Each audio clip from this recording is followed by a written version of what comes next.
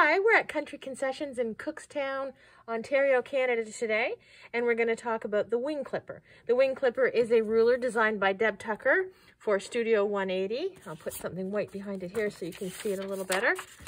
Studio 180, and it is a fantastic ruler. Essentially, as with all of Deb's rulers, she has you make larger units, and then she uses her rulers to trim them down so they're the perfect size. So you don't have to have a precise 1/4 inch all the time necessarily. She helps you with that. So the wing clipper trims down flying geese units.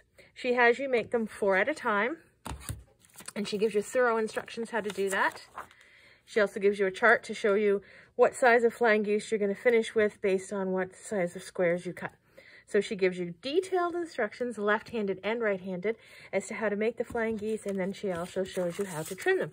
And I will do the same right now. So you start off with a large square and 4 smaller squares.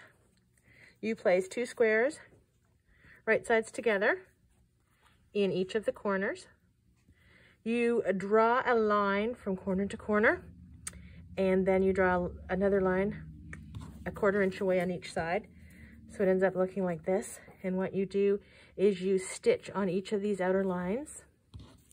Once you stitch, you slice down the center. So you end up with a bit that looks like this.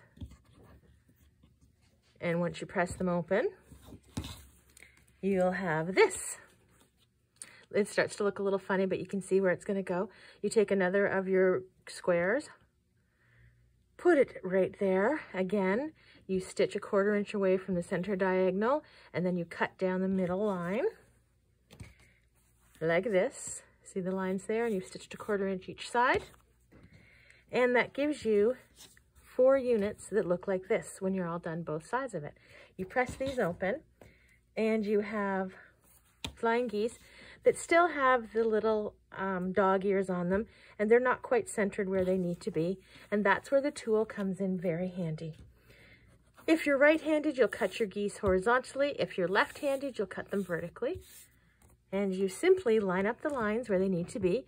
This goose is going to be 4.5 by 2.5, so there's a crosshair right there, and that always goes into the tippy point of the goose up there, and there's a line there that you line up with the triangle, the inner side, and you simply cut across the side and along the top.